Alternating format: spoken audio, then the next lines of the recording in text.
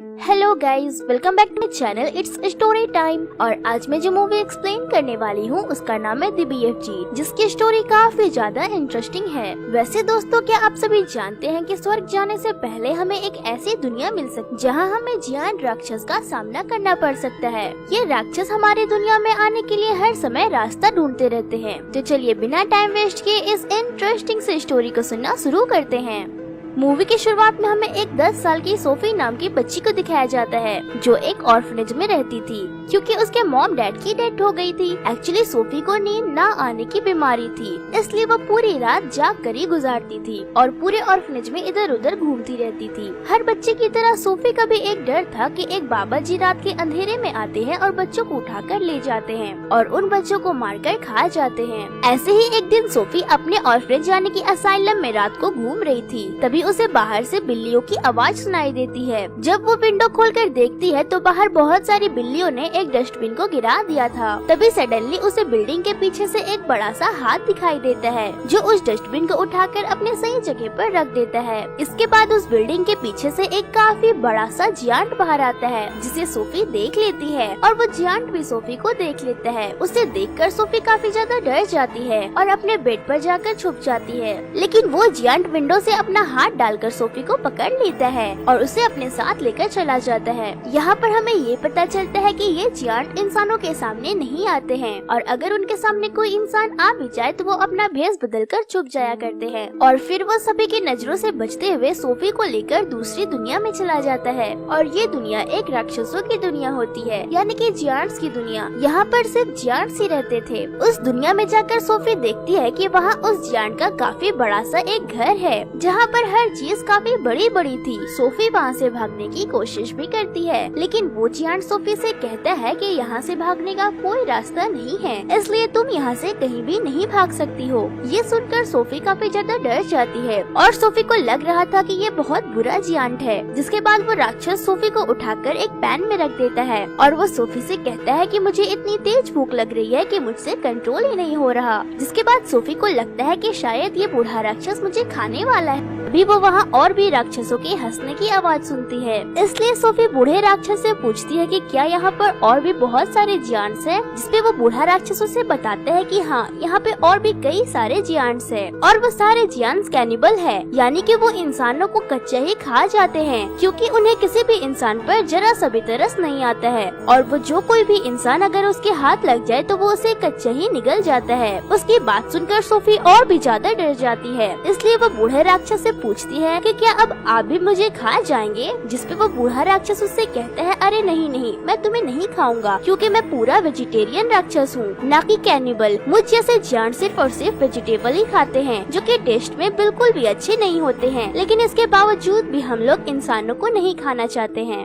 अब यहाँ पर हमें ये पता चलता है कि वो बूढ़ा राक्षस एक अच्छा और रहमदिल राक्षस है। तभी सोफी उस जियांट से पूछती है कि अगर आप इंसानों को नहीं खाते हैं तो आप मुझे यहाँ पर क्यों लेकर आए। जिसपे वो बूढ़ा राक्षस सोफी को बताता है कि तुमने मुझे देख लिया था और अगर तुम मेरे बारे में किसी को बता देती तो मेरी जान पर बनाती, जिससे इंसानों को हमारा पता चल जाता और वो यहाँ पर आकर बाकियों के राक्षस को मार देते। बस यही वजह थे कि मुझे तुम्हें यहाँ पर लाना पड़ा। अब तुम अपनी सारी जिंदगी यहीं पर मेरे साथ गुजारोगी। जिसपे सोफी कहती है कि बिल्कुल भी नहीं, मैं तो यहाँ नहीं रहने वाली हूँ क्योंकि मैं तो यहाँ से भाग जाऊंगी। तभी वो जियांट उससे कहता है कि तुम ऐसी गलती करना भी मत, क्योंकि बाहर जो राक्षस बैठे हैं उन्हें तुम पर जरा सा भी रहम नहीं आएगा और वो तुम्हें कच्चा ही खा जाएंगी। ये कहकर वो बूढ़ा जियांट सोफी को एक टोकरी में रख देता है और वो उससे कहता है कि तुम थोड़ी देर आराम कर लो। लेकिन सोफी को तो नींद ही नहीं आती थी और वो देखती है कि वो राक्षस अपने बैग से कुछ बोतल निकाल रहा है, जिसमें कुछ अजीब सी चमकती हुई चीज थी। तभी सोफी उससे पूछती है कि इस बोतल में क्या है, जिसपे वो राक्षस उसे बताता है कि इसमें ड्रीम्स यानी कि ख्वाब है। तो सोफी उससे कहती है, अच्छा तब तो ये मेरे किसी काम की नहीं है, मुझे तो ख्वाब भी नहीं आते क्योंकि मुझे नींद ही नहीं आती है। जिसके बाद वो राक्षस एक बुक पढ़ने लगता है जो कि सोफी की थी। इसमें बहुत सारी कहानियाँ लिखी हुई थी और जब वो जियांट कहानियाँ पढ़ने लगता है तो सोफी को नींद आ जाती है। अब वो जियांट एक बोतल लेता है और उसमें से एक ड्रीम बाहर निकालता है। इतने देर में ही सोफी की आँख खुल जाती है और वो देखती है कि वो बूढ़ा जियांट सो रहा है, इसीलिए वो मौके का फायदा उठाकर वहाँ से भागने की कोशिश करती है। तभी उसे एक बहुत ही बड़ा सा जियांट पकड़ लेता है, जो कि साइज में उस बूढ़े जियांट से काफी ज्यादा बड़ा था। सोफी उस बड़े वाले जियांट से कहती है कि प्लीज मुझे जाने दो, लेकिन वो जियांट सोफी की एक नहीं सुनता और वो उसे निगल जाता है, जिसके बाद फौरन ही सोफी की आँख खुल जाती है। इसका मतलब ये था कि सोफी अभी तक एक सपना देख रही थी। अब वो उस बूढ़े जियांट से कहती है कि मुझे पता है ये सब आपने किया है ना, क्योंकि मुझे तो नींद ही नहीं आती है और न ही कोई ख्वाब आते हैं, लेकिन आपने जो ख्वाब मुझे दिखाए थे वो तो बहुत ही ज्यादा डरावनी थी। जिसपे वो जियांट उसे कहता है कि मुझे ऐसा करना पड़ा और मैंने तुम्हारे लिए ही ऐसा किया है ताकि तुम्हें पता चल सके कि बाहर तुम्हारे लिए कितना खतरा है, इसलिए तुम्हारे लिए बेहतर यही होगा कि तुम यहीं पर रहो। वो बूढ़ा जियांट उसे समझाता है कि यहाँ पर जितने भी जियांट्स हैं ना, वो मेरे से साइज में काफी ज्यादा बड़े हैं और उस जियांट के सामने मैं तो कुछ भी नहीं हूँ, क्योंकि मैं एक छोटा सा जियांट हूँ और बूढ़ा भी हो गया हूँ। वो लोग अभी बातें कर ही रहे होते हैं कि तभी वहाँ पर एक बड़ा वाला जियांट आ जाता है और आते ही वो बूढ़े जियांट से पूछता है कि बताओ तुम किससे बातें कर रहे थे बोने। एक्चुअली यहाँ पर के सारे जियांट उस बूढ़े जियांट को बोने बोने कहकर बुलाया करते थे, क्योंकि बाकी जियांट्स के साइज में उस बूढ़े जियांट का साइज काफी ज्यादा छोटा था। तभी वो बूढ़ा जियांट उससे कहता है मैं तो किसी से बात नहीं कर रहा था। इसी दौरान सोफी एक बड़े से बोतल के पीछे छुप जाती है, लेकिन ये जियांट कैनिबल था, इसीलिए उसे यहाँ से इंसान की खुशबू आ रही थी, इसलिए वो वहाँ पड़ी हर चीज को चेक करने लगता है। तभी सोफी एक सब्जी के अंदर जाकर छुप जाती है, जो कि वो बूढ़ा जियांट खाया करता था, और जब वो बड़ा वाला जियांट उस सब्जी को स्मेल करता है तो उसमें से उसे इंसान की खुशबू आती है। आज से पहले उस जियांट ने कभी भी सब्जी नहीं खाई थी, लेकिन आज उसे इस सब्जी से इंसानों की खुशबू आ रही थी, इसलिए वो उस सब्जी को खाने लगता है। ये देखकर वो बूढ़ा जियांट उसे कहता है कि तुम इसे नहीं खा सकते हो, क्या तुम भूल गए कि तुम वेजिटेबल नहीं खाते हो? जिसपे वो बड़ा वाला जियांट कहता है कि अरे हाँ, मैं तो भूल ही गया कि मैं वेजिटेबल नहीं खाता हूँ, इसलिए वो उस वेजिटेबल को फेंक देता है और ऐसा करके वो बूढ़ा जियांट सोफी की जान बचा लेता है। इसके बाद वो बड़ा वाला जियांट वहाँ से चला जाता है। अब उस बूढ़े जियांट को कहीं पर जाना था, इसीलिए सोफी उससे पूछती है कि क्या आप कहीं जा रहे हैं? तो वो बूढ़ा जियांट सोफी से कहता है कि मैं कुछ जरूरी काम से जा रहा हूँ। फिर सोफी उससे पूछती है कि कौन सा जरूरी काम है? तो वो बूढ़ा जियांट सोफी को बताता है कि मैं ड्रीम्स को पकड़ने जा रहा हूँ। फिर सोफी उससे जिद करने लगती है कि मुझे भी अपने साथ ले चले, लेकिन वो उसे अपने साथ नहीं ले जाना चाहता था, क्योंकि बाहर जो जियांट सो रहे थे, अगर वो जाग जाए और उन्होंने सोफी को देख लिया तो बहुत बुरा हो जाएगा। इसी वजह से वो किसी भी तरह का रिस्क नहीं लेना चाहते थे, लेकिन सोफी उससे काफी ज्यादा रिक्वेस्ट करने लगती है, जिसके बाद वो बूढ़ा जियांट उसे अपने साथ ले जाने के लिए एग्री हो जाता है। जब वो दोनों बाहर आते हैं तो वो देखते हैं कि सारे जियांट्स गहरी नींद में सो रहे हैं, इसीलिए वो दोनों उनके बीच से गुजरने का सोचते हैं, लेकिन इतने देर में ही सारे जियांट्स की आँख खुल जाती है और फिर वो बूढ़े जियांट की आँख खुल जाती है और फिर वो बूढ़े जियांट को परेशान करने लगते हैं। वो उसे कहते हैं कि बोने कहाँ जा रहे हो? जिसपे वो बूढ़ा जियांट कहता है कि मैं अपने काम पर जा रहा हूँ। फिर वो सारे जियांट उससे कहते हैं कि हम ये बिल्कुल नहीं चाहते कि तुम यहाँ से निकलकर इंसानों की दुनिया में जाओ, क्योंकि अगर इंसानों को हमारे बारे में पता चल गया तो हमारी जान खतरे में पड़ जाएगी। दूसरी तरफ मौके का फायदा उठाकर सोफी एक कार में छुप जाती है। तभी वो बूढ़ा जियांट आसमान की तरफ इशारा करके कहता है वो देखो, जिसके बाद सारे जियांट्स भी आसमान की तरफ देखने लगते हैं, जहाँ आसमान में बादल छा गए थे और बारिश होने वाली थी। दरअसल वो सारे जियांट्स को पानी से डर लगता था, क्योंकि उन्हें वाटर फोबिया हो गया था। तभी वहाँ पर बारिश होना भी शुरू हो जाती है और सारे जियांट्स जाकर एक जगह पर छुप जाते हैं। अब वो दोनों यानी कि सोफी और वो बूढ़ा जियांट वहाँ से बचकर निकल जाते हैं, जिसके बाद वो लोग एक माउंटेन पर चढ़ने लगते हैं। चलते चलते वो दोनों बादलों से भी आगे निकल जाते हैं। सोफी कहती है कि यहाँ से दिखने में तो सारे स्टार्स काफी ज्यादा खूबसूरत लग रहे हैं, जिसपे वो बूढ़ा जियांट कहता है कि मैं तो इनका म्यूजिक भी सुन सकता हूँ। यहाँ पर वो बूढ़ा जियांट सोफी को बताता है कि मैं इस दुनिया की हर आवाज को सुन सकता हूँ, यहाँ तक कि मैं चींटी और सारे इंसेक्ट्स की भी आवाज सुन सकता हूँ। जियांट की बात सुनकर सोफी उससे कहती है कि मुझे आपकी बातों पर यकीन नहीं है, क्योंकि भला कोई चींटी की आवाज कैसे सुन सकता है? जिसपे वो बूढ़ा जियांट सोफी से कहता है कि सच है बेटा, तुम्हें मानना होगा। अब ये दोनों एक लेक के पास पहुँच जाते हैं, जहाँ एक बहुत ही बड़ा और बहुत ही खूबसूरत सा पेड़ था। जिसके बाद बाद लेक के पानी में बूढ़ा जियान कूद जाता है। उसके पीछे पीछे सोफी भी उसके साथ चली जाती है। वो दोनों स्विमिंग करके लेक के दूसरी साइड तक पहुँचते हैं और ये होती है ड्रीम्स की दुनिया, क्योंकि यहाँ पर ड्रीम्स इस पेड़ से कतरों की तरह गिरते थे और वो बूढ़ा जियान इन्हें पकड़ने हर बार यहाँ आया करता था।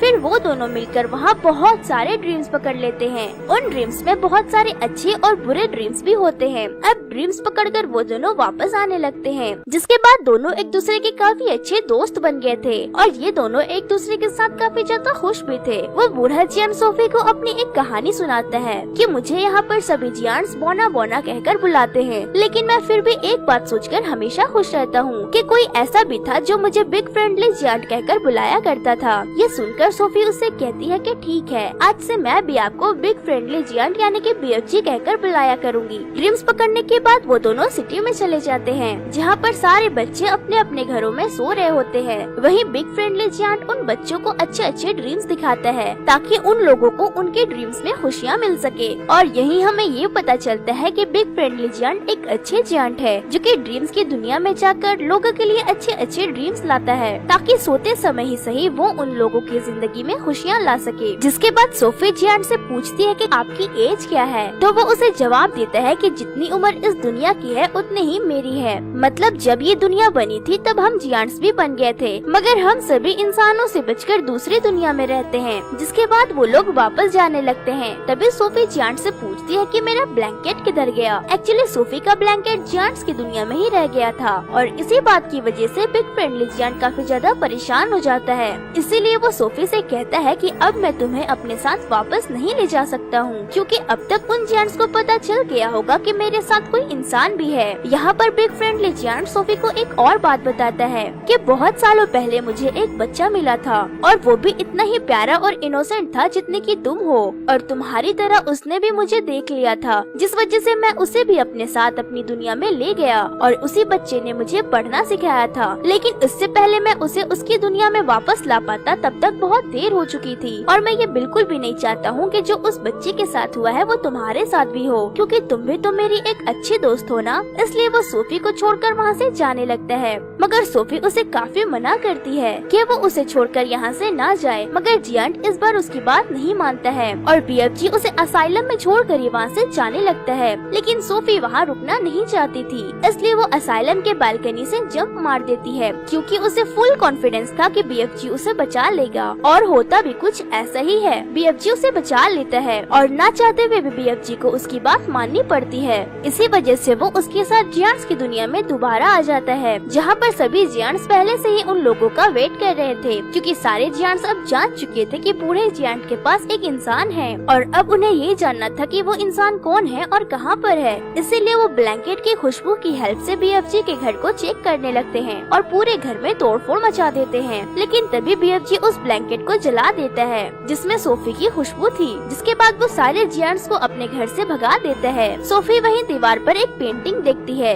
जो कि प्रिंसेस की थी। उस पेंटिंग को देखकर सोफी को एक आइडिया आता है और वो BFG से कहती है कि आप प्रिंसेस के लिए एक ड्रीम बनाएं और उस ड्रीम में आप उन्हें ये दिखाइएगा कि इसी दुनिया में एक ऐसी भी दुनिया है जहाँ सिर्फ जियांट्स रहते हैं और वो जियांट्स बहुत ही ज्यादा खतरनाक है। वो बच्चों को मारकर खा जाते हैं और इस ड्रीम में आप हम दोनों को भी शामिल कर लेना ताकि जब हम प्रिंसेस के सामने जाए तो वो हमें पहचान सके। ये सुनने के बाद BFG भी कुछ ऐसा ही करता है। अब वो जियांट्स की दुनिया में रहने वाले सारे जियांट्स का एक ड्रीम बनाता है और उस ड्रीम में वो खुद को और सोफी को भी डाल देता है और साथ ही साथ वो सिटी के सारे मिसिंग बच्चों को भी डाल देता है। फिर वो दोनों उस ड्रीम को लेकर प्रिंसेस के घर के पास आ जाते हैं और उनके नींद में उस ड्रीम को डाल देते हैं। जिसके बाद प्रिंसेस सब कुछ देख लेती है जो ये लोग प्रिंसेस को दिखाना चाहते थे। फिर जब प्रिंसेस की नींद खुलती है तो वो बहुत ही ज्यादा डर जाती है, क्योंकि ये एक डरावना सपना था कि जियांट्स बच्चों को खा रहा है। जिसके बाद प्रिंसेस ये सारी बात अपने केयरटेकर को बताती है, जिसपे वो केयरटेकर प्रिंसेस से कहती है कि आप फिक्र ना करें, क्योंकि ये तो बस आपका एक डरावना सपना था। लेकिन फिर जैसे ही वो केयरटेकर न्यूज़पेपर पढ़ती है तो कहती है ये तो बहुत अजीब बात है, क्योंकि कल रात बहुत सारे बच्चे अपने घरों से मिसिंग हो गए हैं और ये बिल्कुल ऐसा ही है जैसा कि आपने ड्रीम में देखा था। तभी प्रिंसेस कहती है कि विंडो से पर्दा हटाओ। पर्दा हटाते ही विंडो पर सोफी खड़ी थी। असल में ये चीज भी उन्होंने ड्रीम में डाल दी थी और उसमें BFG को भी डाल दिया था। फिर सोफी प्रिंसेस को BFG के बारे में बताती है। साथ ही साथ वो प्रिंसेस से प्रॉमिस भी करवा करवाती है कि आप BFG को कोई भी नुकसान नहीं पहुंचाएंगी। फिर BFG बड़े शान के साथ प्रिंसेस के सामने आता है और बड़े तमीज के साथ प्रिंसेस के आगे झुक जाता है। तब प्रिंसेस भी अपना प्रॉमिस पूरा करती है। वैसे यहाँ पर मैं आपको उन जियांट्स की एक फनी बात बता दूं कि वो सारे जियांट्स किसी भी वर्ड्स को सही से नहीं बोल पाते थे। जैसे वो महारानी को मरजानी कहते थे और इंसान को इंसान, और ऐसे ही कई सारे उल्टे सीधे लफ्ज वो कहते रहते थे। जिसके बाद प्रिंसेस BFG का बड़े अच्छे से वेलकम करती है और उसे काफी अच्छी दावत भी देती है। फिर BFG प्रिंसेस को सारी बात अच्छे से बताता है कि जियांट्स की दुनिया में 9 बड़े बड़े ऐसे जियांट्स हैं जो इंसानों और बच्चों को पकड़कर खा जाते हैं। इसीलिए प्रिंसेस उनकी हेल्प करने के लिए एग्री हो जाती है और अपनी एक बड़ी सी आर्मी तैयार कर लेती है।